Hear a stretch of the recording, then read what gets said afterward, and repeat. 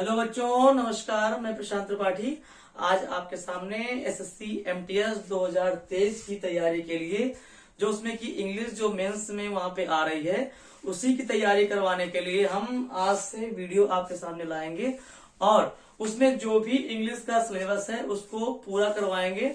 वहां पे क्या होगा कि अब आप देख पा रहे होंगे प्रीवियस ईयर जो क्वेश्चंस हैं उनकी प्रैक्टिस कराई जाएगी और उसी क्वेश्चंस में जो ग्रामर के रूल हैं उनको आपको बताए जाएंगे और उसको सॉल्व भी करवाया जाएगा। तो पढ़ाई करते हैं और जो जीएस आएगी कभी कभी आपको जीएस के भी वीडियो मिलते चले जाएंगे। तो आइए देखते हैं। पहला क्वेश्चन लिखा हुआ है, I have no inform about today's meeting with the managing director. तो आपने देखा होगा यहाँ पे हमने कुछ लाइनें खींच दी हैं। तो यहाँ पे आपको ग्रामेटिकल एरर बतानी है कि किस पार्ट में, ग्रामर के पार्ट में यहाँ पे एरर है। तो हमने पढ़ा एक पार्ट हमारा आई हैव है, एक पार्ट है नो इन्फॉर्म, तीसरा पार्ट है अबाउट टूडेज मीटिंग और चौथा पार्ट है आपका विथ द मैनेजिंग डायरेक्टर। ठीक है। तो हमने देखा अगर आपने थोड़ी बहुत इंग्लिश पढ़ी होगी तो आपने एक नो और नॉट में आपने अंतर देखा होगा कि नो का प्रयोग कब करते हैं और नॉट का प्रयोग कब करते हैं। ये बेसिक सी इंग्लिश का एक कॉन्सेप्ट है। ठीक है। तो अगर देखेंगे तो आई हैव ये सही लिखा है, आई प्लूरल है, उसके साथ में हैव का प्रयोग करेंगे। तो यहाँ पे देखा हमने नो का प्रयोग हुआ है, नो इन्फॉर्म। आपको पता होगा, अगर आपको नहीं पता तो देखते हैं कि अगर दो चीजें होती हैं जब निगेटिव सेंस में बात करते हैं, एक नो होता है हमारा, एक नॉट होता है। तो जब नो का प्रयोग करते हैं तो उसके साथ में कोई क्या होना चाहिए, हमारा नाउन होना चाहिए। मतलब कि जब नो का प्रयोग करेंगे तो उसके साथ में हमें नाउन का प्रयोग करना है। और जब नॉट का प्रयोग करेंगे कहीं पर किसी भी जगह पे तो नॉट के बाद हमारी क्या आती है, हमारी वर्ब का प्रयोग करते हैं या हेल्पिंग वर्ब का प्रयोग करते हैं। आपने पढ़ा होगा ही इज नॉट क्लेवर, इस प्रकार से आपने पढ़ा होगा। या कुछ भी आपने एग्जाम्पल पढ़े होंगे, he is not reading a book, इस प्रकार से आपने एग्जाम्पल पढ़ा होगा। तो कहने का मतलब है कि अगर नॉट का प्रयोग होगा तो उसके बाद वर्ब आएगी, अगर कहीं पर नो का प्रयोग हुआ है तो उसके बाद हमारा नाउन आएगा। तो हमने देखा क्या नो के बाद हमारा नाउन इन्फॉर्म है, जबकि इन्फॉर्म हमारी वर्ब है। इन्फॉर्म हमारी क्या है, वर्ब है, ना कि नाउन है। इसका नाउन फॉर्म क्या होता है, इसका नाउन फॉर्म होता है इन्फॉर्मेशन। ठीक है। तो information is the correct word. तो अगर नो का प्रयोग करेंगे तो उसके साथ में नाउन का प्रयोग करेंगे, मतलब कि इन्फॉर्म का प्रयोग नहीं करेंगे बल्कि इसका करेंगे इन्फॉर्मेशन का प्रयोग करेंगे। तो हमारा सेंटेंस क्या हो जाएगा, सही हो जाएगा। दूसरा सेंटेंस देखते हैं। लिखा है it is not possible to discuss anything with her because of her angry. तो यहाँ पे देखते हैं। हाँ, और पहली बात यह है कि यहाँ पे जो भी आजकल या 2-3 वीडियो आपको मिलेंगे वो नाउन और प्रोनाउन की मिक्स्ड एरर आपको मिलने वाली है। और वहां पे जितने भी रूल होंगे उसके अराउंड जो भी रूल आते हैं आपको समझा दिए जाएंगे। तो नाउन और प्रोनाउन को हम लोग मिक्स में पढ़ रहे हैं क्योंकि ये आपस में मिले हुए होते हैं, जुड़े हुए होते हैं और इनकी एरर आपस में ही आती है। फिर आगे जब पढ़ाएंगे अभी तो नाउन का वर्ब के साथ आपको एरर पढ़ाएंगे, क्योंकि नाउन जो आता है अक्सर कोई भी अगर है सब्जेक्ट क्या होता है, नाउन ही हमारा होता है। तो नाउन और वर्ब का भी एक आपस में संबंध होता है। प्रोनाउन और नाउन की भी जो एरर आएगी वो आपस में मिक्स हो सकती है। तो कहने का मतलब है जो भी हम वीडियो पढ़ेंगे उसमें नाउन और प्रोनाउन की एरर पढ़ेंगे। तो सेकेंड सेंटेंस हमारा क्या है, it is not possible to discuss anything with her because of her angry.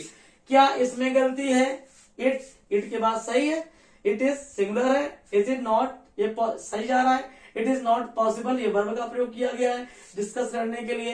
Anything with हर उसके साथ किसी के साथ किया जा रहा है, यहां तक कोई गलती नहीं मिल रही। बिकॉज ऑफ हर एंग्री हमने बताया है कि नाउन की एरर पढ़ा रहे हैं।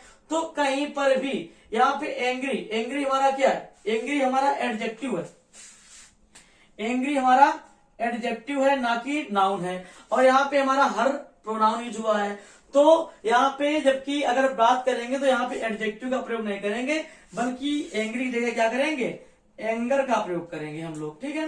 क्योंकि प्रोनाउन के साथ कभी भी एडजेक्टिव का हम लोग प्रयोग नहीं करते हैं। ठीक है। एडजेक्टिव का प्रयोग कहां पे करते हैं हम लोग, नाउन के साथ में करते हैं। तो हम लोग बोलते भी हैं एंग्री मैन इस प्रकार से, ठीक है। एडजेक्टिव आगे भी आता है नाउन के, एडजेक्टिव पीछे भी आता है। इसका आपको फुल कॉन्सेप्ट आपको डिस्क्रिप्शन में मिल जाएगा, तो वहां से आप एडजेक्टिव के जो बेसिक कॉन्सेप्ट हैं उसको देख सकते हैं, ठीक है। तो यहाँ भी नाउन की गलती चल रही थी। फिर हमने तीसरा सेंटेंस देखा, playing in the park, park में, ठीक है।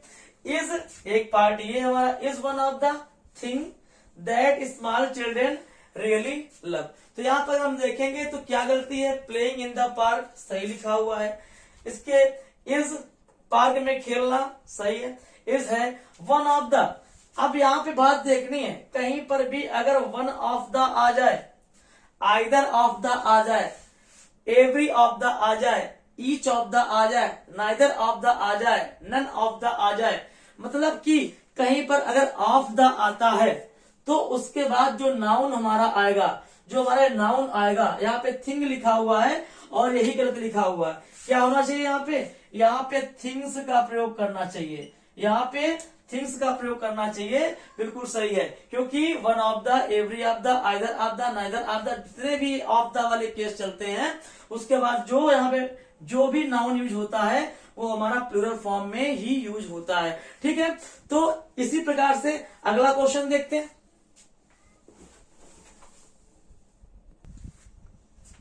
तो आइए देखते हैं उसी के आगे। हमने एक सेंटेंस लिखा हुआ है, ओनली दोज चिल्ड्रेन डैश है are below 15 can take part in this competition. तो आपको यहाँ पे 4 ऑप्शन दिए गए हैं, एक में हु है, बी में विश है, सी में दैट है और डी में हुम है। तो आपको कौन सा ऑप्शन फिल करना है, इस प्रकार से ही प्रोनाउन की एरर आती है बताने के लिए, या एप्रोप्रिएट कौन सा जो वर्ड है उसको फिल करना है। तो आपको दिखाई पड़ रहा होगा कि हु, विच, दैट, हुम। तो यहाँ पे अगर विश की बात करेंगे तो विश हम लोग जानते हैं कि ये नॉन लिविंग थिंग्स के लिए यूज होता है, ठीक है। दैट भी इसी थिंग में आता है, इन एनिमेट थिंग में चला आता है। हुम और हु की हम अगर बात करें, क्योंकि चिल्ड्रन है, सीधी सीधी बात है, चिल्ड्रन है, व्यक्तियों के लिए हम क्या करते हैं, हु का प्रयोग करते हैं, तो यहाँ पे हम हु का प्रयोग कर देंगे। अब इनमें बारीकी से अंतर जानते हैं कि एक हमारा होता है, अगर देखें तो हु, हुस, ये क्या है, सारे रिलेटिव प्रोनाउन है। दैट, हु, विच, दैट, हुम, हुस, ये सारे सारे रिलेटिव प्रोनाउन है। यहाँ पे हमने ई ऑप्शन दे दिया आपको, हुस दे दिया। तो समझते हैं कि इनमें क्या माइनर डिफरेंस है, कैसे इसको समझेंगे। तो आइए देखते हैं। हु क्या होता है, अगर हु की बात करें, फिर हुम की बात करेंगे, उसके बाद हम बात करेंगे हुज की बात करेंगे। दिखाई पड़ रहा होगा आपको। तो अगर हम बात करें तो हु हमारा होता है, ये हमारा होता है सब्जेक्टिव केस का प्रोनाउन। किसका होता है, सब्जेक्टिव केस का प्रोनाउन होता है। और हुम हमारा होता है ऑब्जेक्टिव केस का प्रोनाउन होता है। और हुज जो हमारा होता है ये पजेसिव केस का प्रोनाउन हमारा होता है।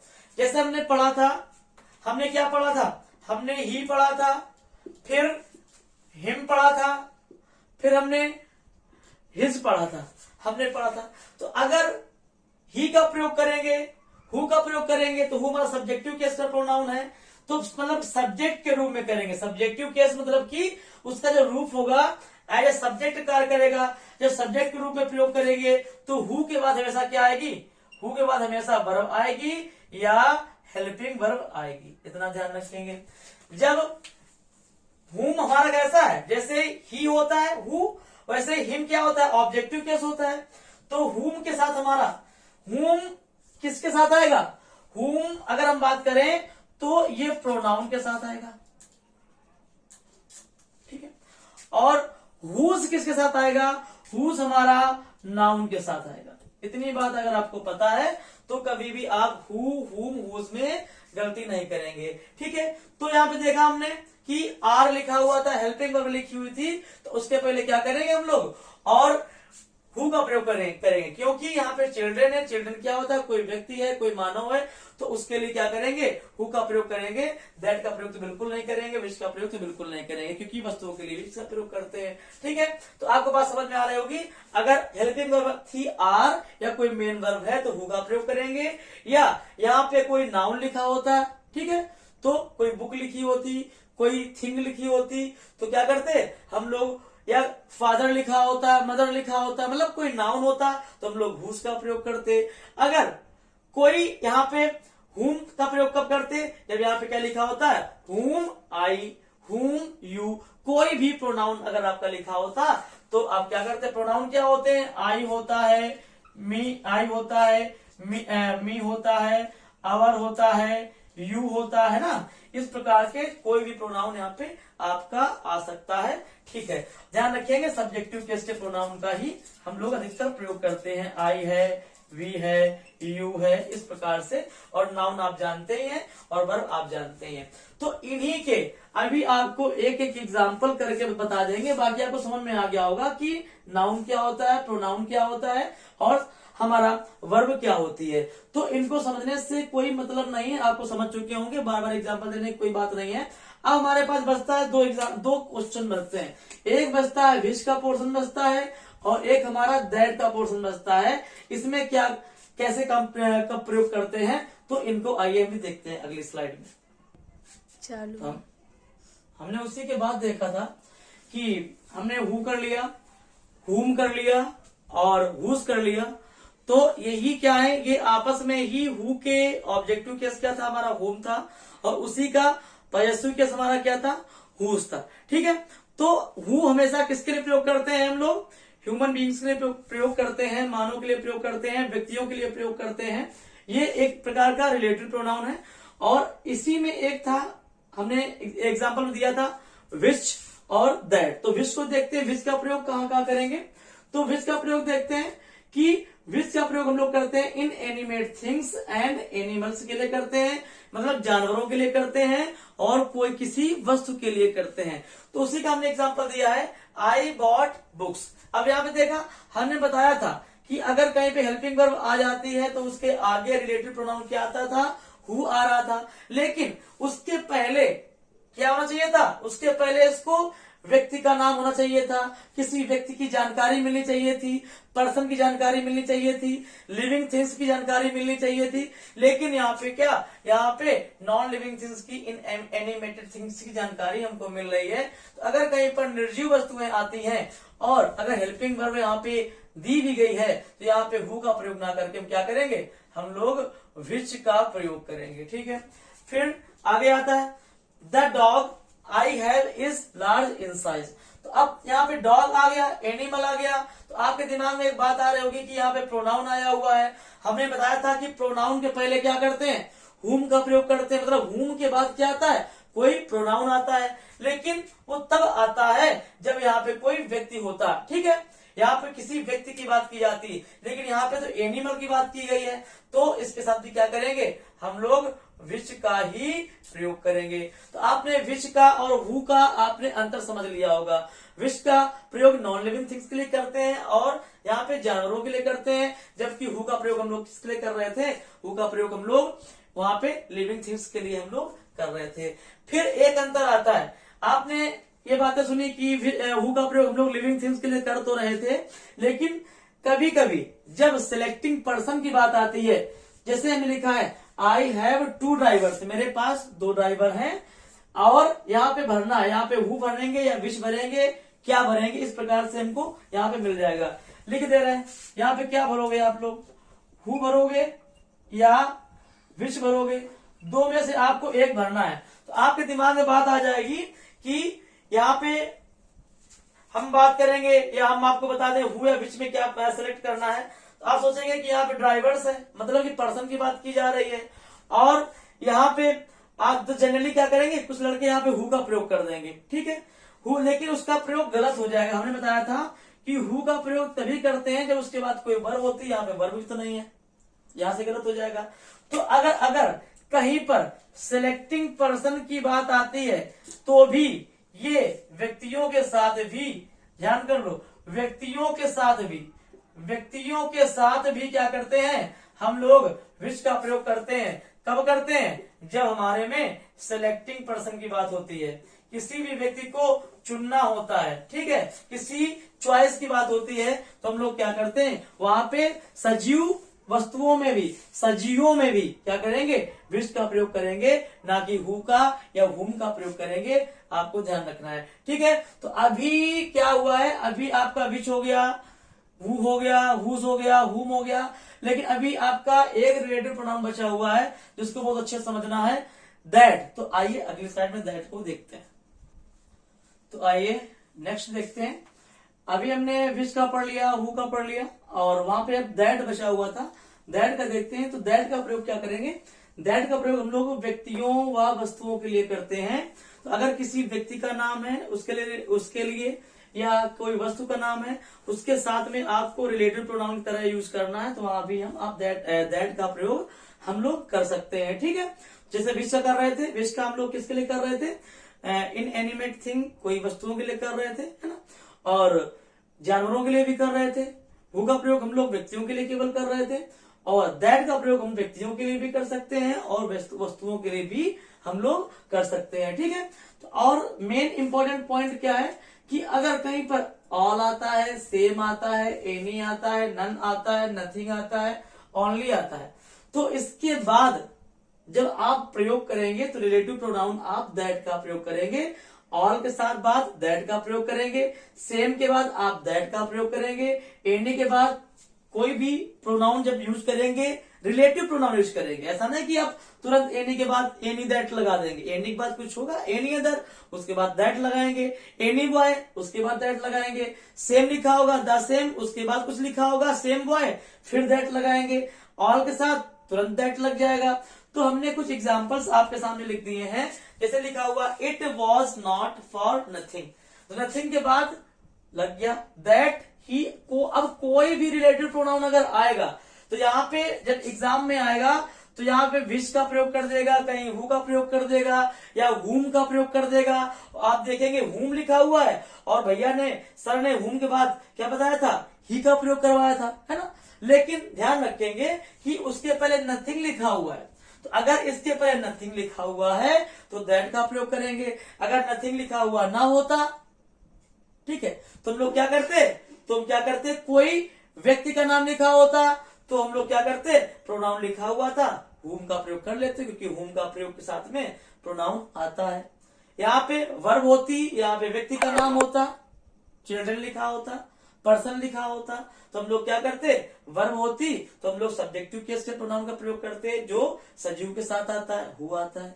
अगर यहाँ पे पर्सन होता, सजीव होता, और यहाँ पे हमारा क्या होता, नाउन होता, ठीक है, कोई भी पर्सन होता, कोई भी थिंग होता, ठीक। हमने बचपन में परिभाषा भी सीखी है, noun is the name of person place और थिंग। तो उसी में क्या करते, यहाँ पे हम लोग हुज का प्रयोग कर लेते, हुज फादर, हुज थिंग, है ना, इस प्रकार का हम लोग प्रयोग कर सकते थे। लेकिन उसके पहले यहाँ पे कोई पर्सन का जिक्र होना चाहिए था, ठीक है। लेकिन अगर यहाँ पे थिंग का जिक्र होता तो हम लोग विच का प्रयोग कर लेते। ये तीसरा पॉइंट आता है कि अगर कहीं पर नथिंग आ जाए, उसी प्रकार से ऑल आ जाए, सेम आ जाए, एनी आ जाए, नन आ जाए, उसके बाद अगर कोई रिलेटिव प्रोनाउन का प्रयोग करवा रहा है तो हम लोग दैट का प्रयोग करेंगे, और दैट का प्रयोग हम लोग व्यक्तियों और वस्तुओं के लिए भी करते हैं। तो आपको समझ में आ गया होगा इस प्रकार से, it is only lions that road. तो यहाँ भी ओनली आया, उसके बाद कोई भी नाउन, यहाँ पे लॉयन आ गया, ठीक है।